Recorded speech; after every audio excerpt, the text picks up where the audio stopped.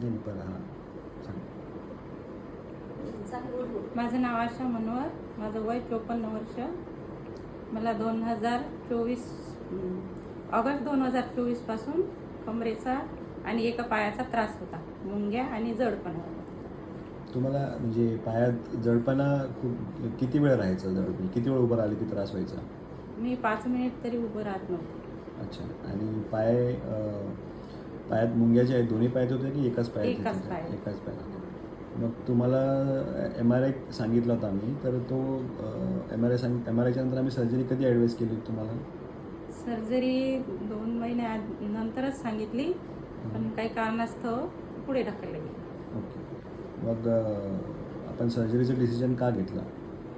कारण मला डिसेंबर 24 पासून खूप त्रास झाला. 1 महिना एकदम बेडवरच होते मी. त्याच्यामुळे खूप त्रास झाला. मला चालता काय बसता पण येत नव्हतं. आणि त्यावेळेस तुम्हाला म्हणजे बसता पण काहीच वेळ बसू शकत नव्हतं? नाही, 3 मिनिट पण नव्हते बसत. अच्छा. आणि बसलं तर काय पायात कळ्या यायच्या का मुंग्या यायच्या? मुंग्या यायच्या आणि ते पायच धरत नव्हता, उठून नव्हतं राहत. आपण मला वाटतं जानेवारी 1st वीकमध्ये आपण ऑपरेशन केलं आहे. हो, तर ऑपरेशनच्या नंतर तुमचं दुखणं कसं आहे? एकदम गेलं.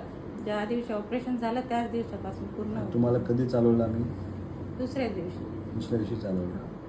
आणि तुम्ही तिसऱ्या दिवशी मला वाटतं पुण्याला पण गेले? हो, तिसऱ्या दिवशी मी प्रवास केला पुण्याचा. अच्छा.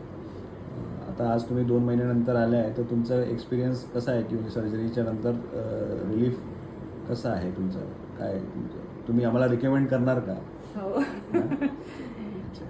ऑपरेशन नंतर खूप चांगला झालं माझ्या पायाचं. मी सगळे कामही करू शकते, चालू शकते 1-1.5 घंटा. आता तुम्ही सगळं घरातले कामं सगळे रिझ्यूम केले? हो.